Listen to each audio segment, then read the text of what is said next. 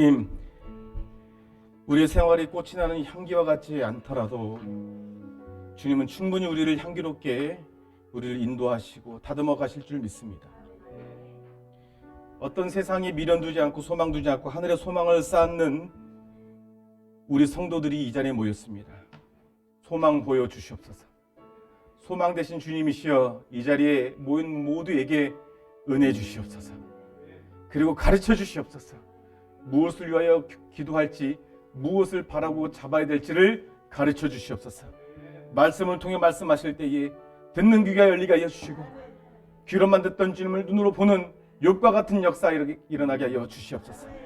말씀이 선포되고 기도하는 순간에 우리의 모든 문제가 떠나가고, 모든 질병이 떠나가고, 모든 정신적인 것, 영적인 문제가 다 해결될 줄로 믿습니다. 주여 이 자리에 임재하시고 함께하여 주시옵소서. 예수 그리스도 이름으로 기도합니다. 아멘. 베드로전서 1장 13절로 25절 화면을 보면서요.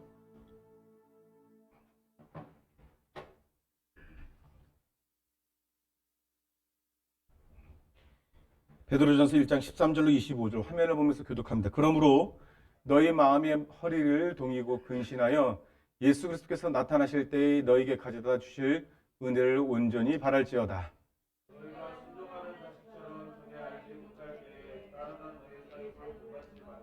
오직 너희를 부르신 거룩한 이처럼 너희도 모든 행실에 거룩한 자가 되라. 외모로 보시지 않고 각 사람의 행위대로 심판하시는 이를 너희가 아버지라고 부른즉 너희가 나그네로 있을 때를 두려움으로 지내라.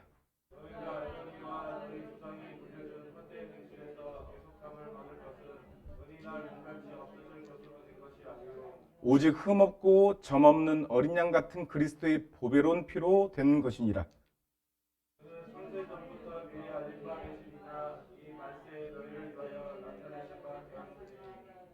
너희는 그를 죽은 자 가운데서 살리시고 영광을 주신 하나님을 그리스도로 말미암아 믿는 자니 너희 믿음과 소망이 하나님께 있게 하셨느니라.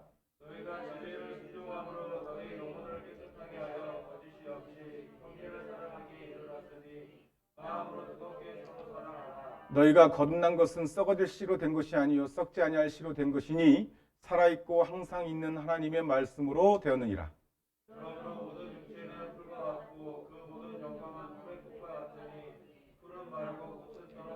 함께요. 오직 주의 말씀은 세세토록 있도다 하였으니 너희에게 전한 복음이 곧 이 말씀입니다. 아멘. 할렐루야. 이 형광등에 물이 떨어져서 누전이 좀 됐어요. 그래서 이쪽만 딱 나갔는데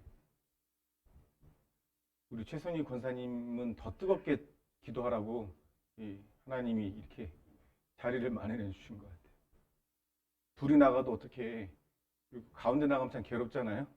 근데 여기 딱 아까 찬양하는데 우리 말과 행동이 향기가 나지 않아도 주님께서 주님이 내 곁에 있으면 나는 내가 있고 주님이 내 곁에 있지 않으면 나는 없다. 어제가 생각나더라고요. 어제 비가 많이 왔을 때 그제죠. 비가 엄청나게 왔잖아요. 요새 비가 엄청나게 왔는데 화장실에서 물이 막 쏟아져 내리는 거예요. 화장실에서 천장에서. 그리고 또 얼마 지나지 않아서 유아실 여기까지 막 물이 비가 이렇게 와서 그런가? 근데 계속 줄지가 않아요. 떨어지는 게. 봤더니 우리가 아직 물탱크를 쓰잖아요. 이 건물이 노후가 돼서 물탱크를 쓰는데 물탱크는 물이 차면 딱 물이 끝쳐야 되잖아요. 불에라고 아시죠? 이렇게 물이 뜨면은 불에가 딱 해서 수도를 멈춥니다. 이 불에가 고장났어요. 그래서 물이 확 폭포수처럼 넘친 거예요. 계속. 그러니까 그 물이 밑으로 다 떨어지는 거예요. 올라갔더니 그 난리가 났어요. 아무리 해도 물이 안 멈춰요. 그래서 급하게 건물을 관리하는 사람한테 전화를 하고 그랬더니 밑으로 가서 물을 잠그래. 그래서 턱 밑에 가서 또 비가 억수같이 쏟아지는데 그 뚜껑 열고 팍 잠궜는데 올라갔더니 아직도 물이 흘러요. 1시간 지나도 물이 흘러요. 왜 그러냐 했더니 그거 덜 잠근 거 아니냐고. 갔더니 또 덜 잠갔어. 덜 잠가가지고 물이 계속 넘치고 있었던 거예요. 그래가지고 두 번째 내려가서 또 비를 맞으면서 또 잠궜어. 또 위에 우리는 펌프를 쓰잖아요. 펌프가 안 되네 또 이제. 펌프가 안 돼. 야, 이거 펌프 나갔나 보다. 물에 잠겨가지고 물에 잠길 정도로 펌프 나갔나 보다. 화가 확 나오는 거야 나한테. 화가. 입에서 야, 이거 어떻게 하냐고 이게 문제가 심각하다고. 응? 내 입에서 원망과 막 그런 거 있죠. 막 그게 막 쏟아져 나오려고 그래. 막. 우리 사모 앞에서. 막. 응? 사모도 막 어쩔 수 없이 분주하죠. 물은 쏟아져 내려오죠. 전기는 다른 거로 꽂아도 안 되죠. 참 당황스럽고 또 내 안에는 그토록 감사했던 10분 전까지 참 감사했거든요. 근데 지금 이 상황을 두고 보고 있는 나는 감사가 하나도 없어요.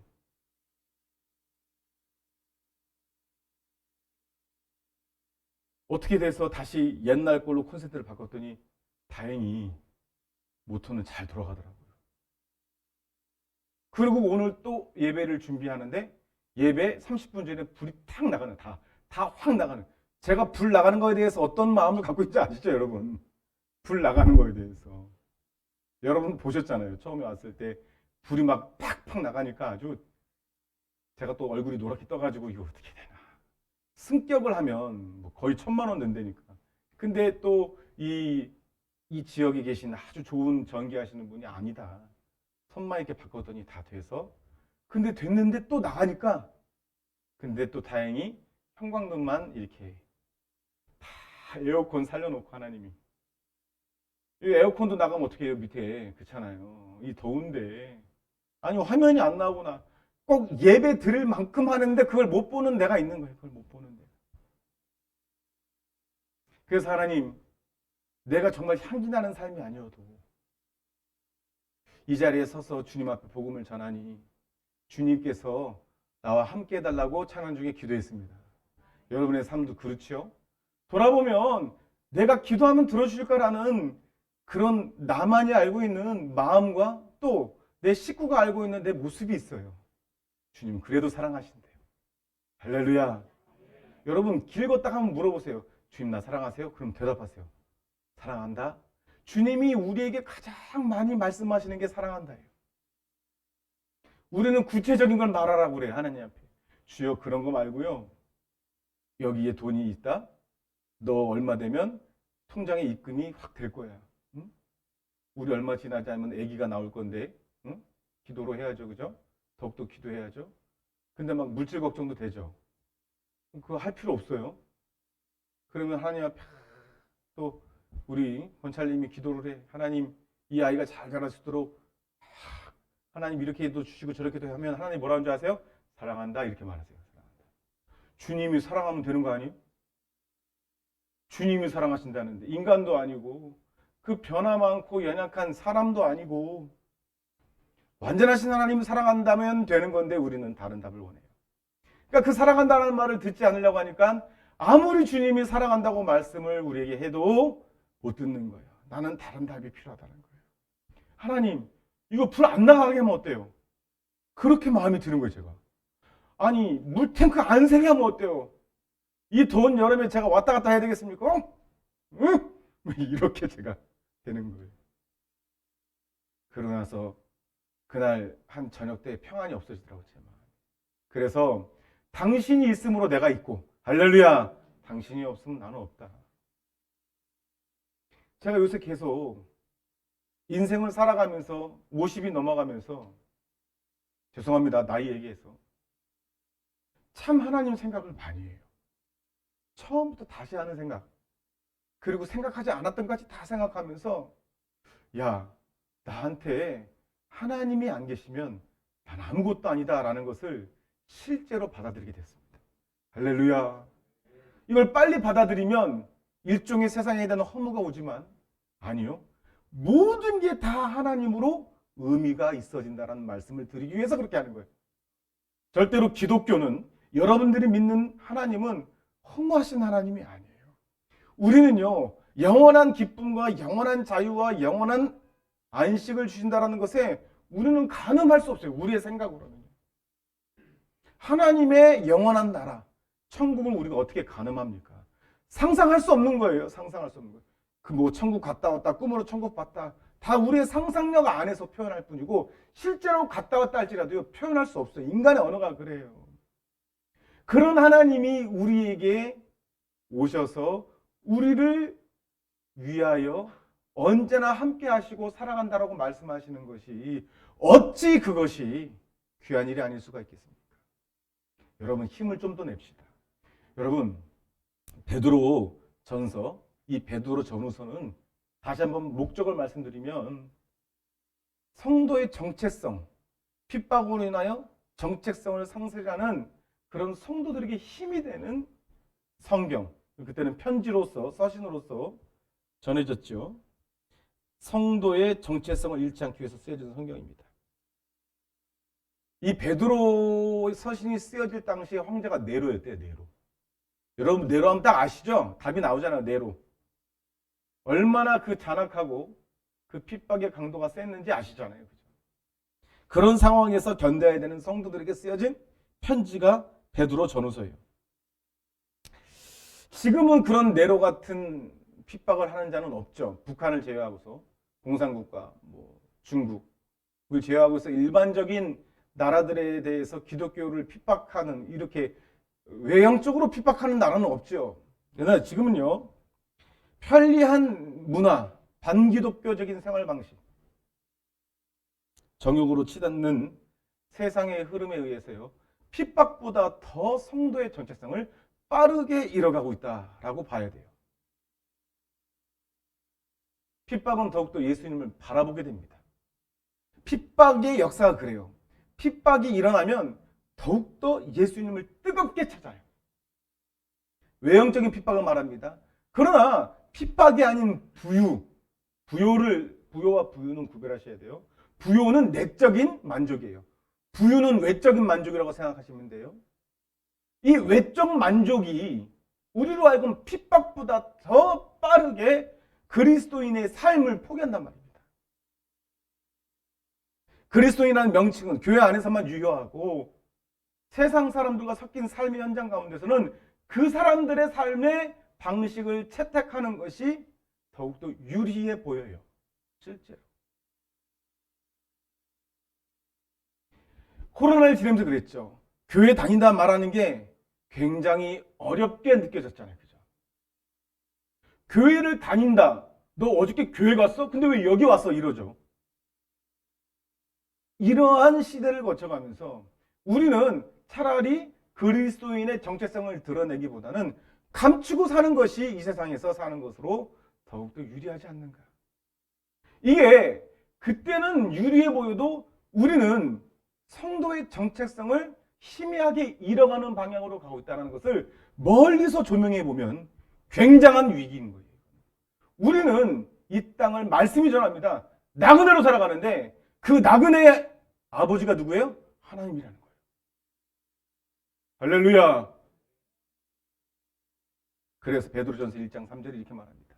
그러므로 너희 마음의 허리를 동이고 근신하여 깨어 있어서 예수 그리스도께로 나타나실 때에 너에게 가져다 주실 은혜를 온전히 바랄지어다. 자, 이 세상에서 우리가 어떻게 살아가야 될지를 베드로전서가 말하는데 그 뭐냐면 은혜를 바라라 이거예요. 이게 유일한 세상을 살아가는 방식입니다. 은혜를 온전히 바라기 위해서는요, 내 마음의 허리를 동여야 돼요. 이게 무슨 말이냐? 온전히 예수 그리스도를 바라보기 위해서 다른 것을 바라보는 것을 자꾸 멈춰야 돼요. 그것이 내가 근신하고 깨어있는 거예요. 세상은요, 철저히 예수님을 바라보지 못하게 합니다. 시선을 분산시켜요. 시선을 분산시켜요. 적의 공격 방법에 시선을 분산시키는 거. 적의 이 모인 것을 자꾸 분산시키는 것이 공격 방법이거든요. 우리는 그리스도를 바라보면요, 우리를 대적할 리 아무도 없습니다. 할렐루야. 주님을 바라보고 가면 그래요. 그런데 다른 쪽으로 자꾸 시선을 돌리게 만드는 거예요. 그리고 하늘의 소망을 쌓지 않게 하고 어떻게 해요? 땅에 소망을 쌓게 하는 거예요. 베드로전서 1장 14절로 15절 함께 읽습니다. 시작. 너희가 순종하는 자처럼 전에 알지 못할 때에 따르던 너희 사역을 본받지 말고 오직 너희를 부르신 거룩한 이처럼 너희도 모든 행실에 거룩한 자가 되라. 여러분, 그리스도인은요, 예수님을 본받는 자예요. 절대로 세상 정욕을 쫓아 사는 자들의 사역을 본받지 말라고 그랬어요. 우리를 부르신 이는 말씀하죠. 모든 것을 이기신 분이고요. 그리고요, 우리를 이길 수 있도록 우리 안에 성령 하나님을 보내신 분이에요. 여러분, 우리가 얼마나 위대한 은혜를 입었냐면 하나님이 내 안에 들어와 버리신 거예요. 할렐루야. 여러분, 가슴에 손을 얹고 한번 같이 따라서 합니다. 성령 하나님, 내 안에 계시죠? 그분이 무슨 일을 하냐면 우리를 이기시게 한단 말입니다. 우리를 이기시게. 하나님이 우리 안에 들어와 버렸다는 거예요. 여러분, 이것을 여타 다른 종교에서 따라하면 되잖아요. 절대로 이걸 못 따라해요. 하나님이 그렇게 하신 일을 못 따라하도록 주님이 정하셨기 때문에 그래요. 교리적으로나 어떤 외적으로나 이렇게 따라하지 않아요. 하나님이 우리 안에 들어와 버렸다? 그렇게 되면 어떻게 되는 줄 아세요? 여러분, 종교가 아니에요. 그거는 종교가 될 수 없기 때문에 종교의 방식은 외적으로 꺼내놔야 돼요. 상을 만들어야 되고 형식과 형태로 만들어야지만 그 사람들 이용할 수 있기 때문에 그래요. 왜 사회주의가 가장 기독교를 무서워하는지 아세요? 사회주의는요, 다른 방식의 우상 종교예요. 돈이라는 우상, 사람이라는 우상을 세워서 그들을 현혹하고 속이는데 보여야 되고요, 형식이 있어야 돼요. 캐치프레이즈, 싸우자, 투쟁하자, 이기자, 뭐 이렇게 해서 그 사람들을 현혹해야 되는데 그 사람의 우상이 이제 모두에게 그 마음 가운데 들어가 있습니다 라고 말하지 못하는 이유가 뭐예요? 마음 가운데 들어가 있으면요, 보이지 않는 그가 내 안에 있다 라고 하면 내 마음을 아시는 그런 존재가 있다는 것에 있어서 종교가 깨져버려요. 그러니까 그 사람들을 잘못된 방식과 거짓말로 호려서 데려갈 수가 없어요. 하나님만이 우리 안에 계신다잖아요. 할렐루야. 어떻게 하나님이라는 큰 하나님께서 내 안에 계시는 거야. 베드로전서 1장 17절에 외모로 보시지 않고 각 사람의 행위대로 심판하신 이를 너희가 아버지라고 부른 적이 나그네로 있을 때 두려움으로 지내라. 그리고 이렇게 말합니다. 너희가 알거니와 너희 조상의 물려준 헛된 행실에서 대속함을 받은 것은 은이나 금같이 없어질 것으로 된 것이 아니요 오직 흠없고 점없는 어린 양 같은 그리스도의 보배로운 피로 된 것이라. 아까도 얘기했죠. 우리는 이 세상을 나그네로 살아가는데 이 나그네가 정처 없는 나그네가 아니에요. 갈 길이 정해져 있는 나그네예요. 어디로? 하나님 아버지의 나라로. 할렐루야. 교회는 방주와 같다고 그랬어요. 이 세상이라는 넓은 망망대해 같은 바다에 주용강교회라는 호가 떠 있는 거예요. 그 배의 주인은 누구냐? 예수 그리스도이신 거예요. 그 배의 주인이 예수 그리스도가 아니라 사람이 되면 그 배는 난파됩니다. 우리는 나그네예요. 어디로 갈 방향이 없는 그런 나그네가 아니라, 정처 없는 나그네가 아니라 방향이 확실히 정해져 있어요. 이 세상에 내가 내 육체의 생명으로 사는 것이 아니라 예수 생명으로 살 뿐만 아니라 예수 생명으로 어디로 걸어가냐면 좁은 길로 걸어가고 그 좁은 길의 끝에는 우리 주 예수님께서 두 손 벌리고 우리를 안아주시는 그 길로 가는 거예요. 더군다나 우리는 나그네의 신분이지만 우리의 아버지는요, 하나님 아버지십니다. 이걸 믿으시라는 거예요. 믿음 없는 자가 되지 말고 믿는 자가 되라. 예수님 말씀하신 것처럼. 할렐루야. 그리고 이것은요, 예수 그리스도의 피로 된 거예요. 보배 피로. 여러분, 생명은 피에 있습니다. 그래서 피 흘린 적 없은즉, 피 흘림이 없은즉 죄사함도 없는 거예요. 생명은 생명으로 갚아야 된다는 거예요. 그래서 예수님이 피 흘리신 거예요. 그 피로 이 약속이 성취되었다는 거예요. 그러면서요, 이렇게 마지막으로 이렇게 하라고 합니다. 베드로전서 1장 21절. 어떻게 하냐? 너희는 그를 죽은 자 가운데서 살리시고 영광을 주신 하나님을 그리스도로 말미암아 믿는 자니 너희 믿음과 소망이 어디 있게 하라? 지난주에도 말했죠.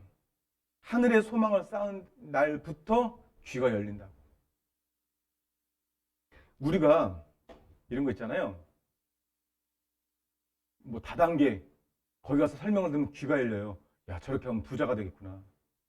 어디다 소망을 쌓기 때문에 그래요? 다단계의 소망을 쌓기 때문에 다단계가 우리를 거짓말로 속이는 말이 다 귀가 열려가지고 이게 진리인가 보다 이래요. 진짜로 그래요. 우리가 어디에 관심을 두느냐에 따라서 그 관심을 두는 곳에서 말하는 것이 진리로 들려요. 우리가 하늘의 소망을 두면요, 그리스도의 말씀이 진리로 들리는 거예요. 할렐루야. 여러분, 진리는 분명한데 왜 세상 사람들이 그 진리를 거짓이라고 말하고 독단이라고 말하고 허상이라고 말합니까? 그들의 소망은 땅에 있기 때문에. 근데 그들이 알아요. 이 땅에 둔 소망이 다 무너져요. 다 무너져요. 여러분, 박수홍이라는 개그맨 아시죠? 저는 그를 참 좋아했어요. 참 젠틀하고. 이번에 MBC에서 그가 나와서 막 울면서 얘기를 하더만요. 그의 형이 약 100 몇십억을 착복을 했어요. 그 형이 매니저 역할을 했고 나중에 그를 하기 위해서 이제 회사까지 세웠는데, 박수홍이 벌어온 돈으로 자기 자녀, 자기의 뭐 헬스장, 무슨 돈을 다 착복하고 또 박수홍 이름으로 생명보험까지 걸어놨는데 어마어마한 돈을 걸어서 그가 죽으면 그 수혜자가 형이나 가족이 되도록 이렇게 해놨어요. 박수홍이라는 분을 이렇게 관찰하면서 중간에 이런 모습을 보이더라고요. 그가 기독교 방송에 나오고 참 신실한 신앙인인 줄 알았는데 갑자기 TV에서 나는 그동안 어머니 밑에서 살면서 지금까지 못했던 거 다 해야지 하면서 술하고 담배 막 그렇게 막 이제 내 지금까지 못했던 거를 좀 해보겠다라는 방식의 TV 출연을 하기 시작했어요. 그리고 막 정력으로 달려가는 모습을 막 보였단 말입니다. 그러니까 자기의 젠틀한의 모습을 자기 스스로 갇힌 것처럼 이 억눌린 것을 좀 풀어보자라는 방식으로 자기 이미지를 이렇게 좀 쌓아가는 걸 봤어요. 그러면서 저는 그런 생각이 있어요. 문득 저러면 하나님의 진짜 자녀면 하나님이 멈추게 할 텐데, 말씀하실 텐데 그때 멈추면 되는데 안 멈추더라고요. 지금 어떤 방식으로 하나님을 대하는지는 저는 몰라요. 근데 그의 삶에 그가 지금까지 쌓아놨던 모두가 싹 다 없어졌습니다. 그리고 그가 고백하는데 TV에 나와서 날마다 지옥이래요. 자기는 죽는 게 더 낫다라고 생각하면서 살았대요. 왜냐하면 자기가 지금까지 쌓아놨던 것이 젠틀이었잖아요. 신사. 근데 그 형이 모함을 하고 어떤 기자가 모함을 하고 결혼한 자기 아내까지 모함을 하면서 자기 이미지가 다 무너진 거예요. 사람들이 보는 예전과 다른 시선을 느끼기 시작한 거예요. 다 무너져 버렸습니다. 여러분, 우리가 하나님을 믿다가도요, 믿는다고 고백해도요, 소망은 땅에 쌓을 수 있어요. 근데 하나님이 진짜 선택한 자녀라면, 여러분, 박수홍이라는 분이 뭐 제 설교를 들을지 모르겠어요. 안 듣겠죠. 뭐 조회수가 그렇게 많이 안 나오니까. 그러나 정말 하나님이 사랑하면요, 이 땅의 소망이 아무것도 아니라는 것을 반드시 가르쳐 줍니다. 어떤 계기라든지. 그러니까 그 계기나 무너짐이 없는 삶이 가장 무서운 거예요. 그거는 하나님이 버렸다 그래요. 대표적으로 성경에는 누가 그렇죠? 에서. 에서가 왜 미움을 받은 줄 아세요? 영적인 부분에는 전혀 관심이 없는 거예요. 영적인 부분이란 건 뭔지 아십니까? 내 삶이 끝난 이후에는 어떻게 될까? 라는 데는 관심이 없는 거예요. 그냥 현실만 좋으면 좋은 사람들 있죠. 주변에 그런 사람들 꽤 있어요. 먹고 사는 문제만 해결되면, 명예만 회복되면, 누군가 나를 알아주기만 하면 그 사람은 아무 걱정이 없어요. 내가 죽은 이후에 어떻게 되는지에 대해서는 전혀 상관이 없이 사는 사람들을 에서와 같은 자라고 그래요. 하나님은 이걸 미워하세요. 왜 미워하냐면 그도 살아야 될 텐데, 그도 내가 죽은 다음에 심판의 자리에 설 것이고 그 심판에서 하나님이 지옥이다 그러면 완전히 돌이킬 수 없는 길로 갈 것을 주님이 몇 번 말씀하셔도 관심이 없는 거예요. 에서처럼. 에서는 유괴만 관심이 있어요. 믿음과 소망이 하나님께 하셨느니라. 하나님께 있게 해야 된다라고 말합니다. 그 다음에 너희가 진리를 순종함으로 너희 영혼을 깨끗하게 하여 거짓이 없이. 어떻게 깨끗하게 합니까? 어떻게? 우리의 영혼을. 우리가 날마다 기도하고 찬송하고 매 순간 예수 생명으로 살기를 위해 기도할 때 영혼이 깨끗해지는 거예요. 그리고 형제 사랑하기에 이르렀으니 마음으로 뜨겁게 서로 하라. 너희가 거듭난 것은 썩어질 씨로 된 것이 아니라 썩지 아니할 씨로 된 것이니 살아있고 항상 있는 하나님의 무엇으로? 말씀으로 돼. 말씀 마치겠습니다. 여러분 보십시오. 그러므로 모든 육체야 풀과 같고 모든 영광은 풀의 꽃과 같으니 푸른 마르고 꽃이 떨어지되 함께 읽으면 시작. 오직 주의 말씀은 세세토록 있도다. 너에게 전한 복음이 곧 이 말씀이다. 여러분 앞에 있는 복음, 이게 영원 세세토록 우리에게 있다고 하는 거예요. 어떻게 살라고 하십니까?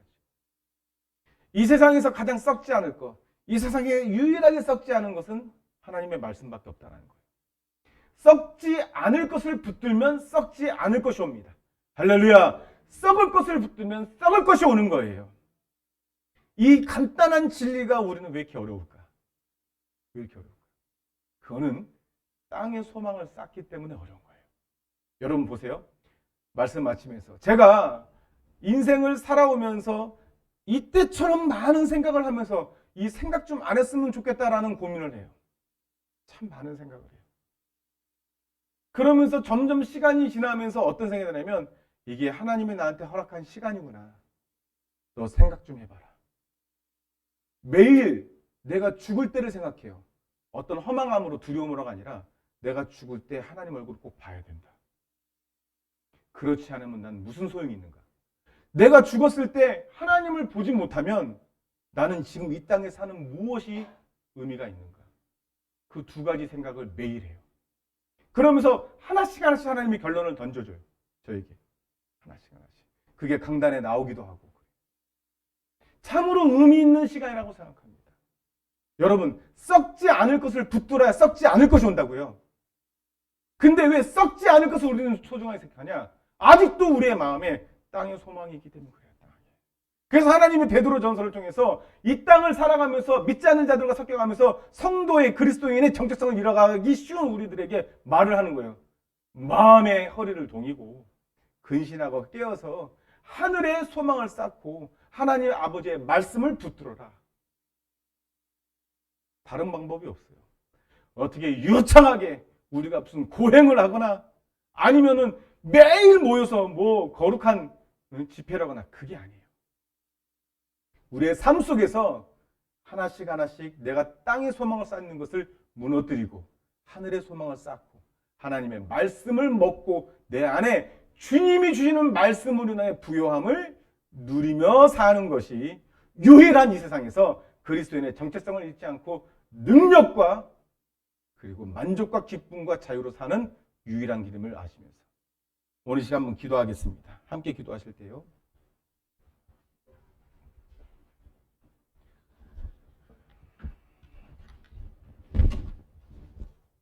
우리의 삶을 한번 돌아보면서요.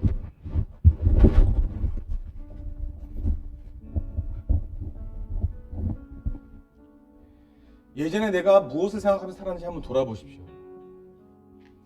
저를 포함해서 지금 돌아보면 내가 왜 그토록 그것을 소망했고 그것만 했으면 됐을까라고 하는 것들이 있습니다.